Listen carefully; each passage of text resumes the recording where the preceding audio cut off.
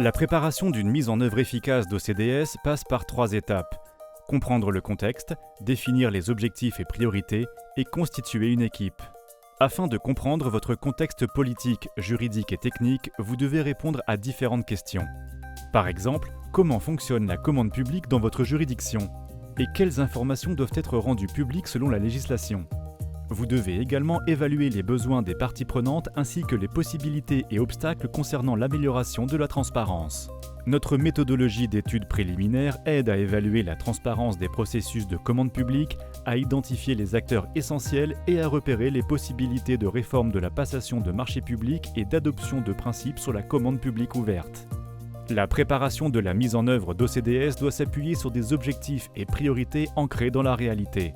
Les parties prenantes, comme les journalistes et les responsables politiques, peuvent avoir des besoins différents. Il est donc important de les consulter dès les premières phases de la préparation.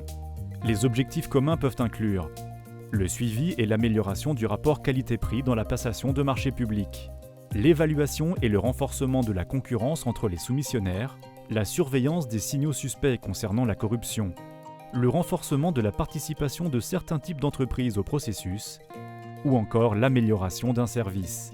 Chaque objectif peut avoir des besoins différents en matière de données qui doivent par conséquent guider les choix liés à la mise en œuvre d'OCDS. Il peut s'agir des champs à publier, de la fréquence de publication ou de mise à jour des données, de la nécessité de publier un journal des modifications ou encore des formats de données et des méthodes d'accès à mettre à disposition.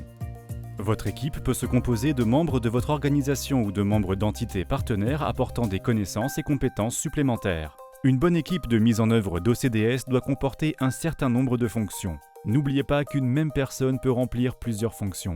La mise en œuvre d'OCDS est plus facile lorsque votre équipe est expérimentée aussi bien en matière de politique que de technologie. Consultez la documentation pour plus d'informations ou regardez notre vidéo intitulée « Mapper vos données au format OCDS ».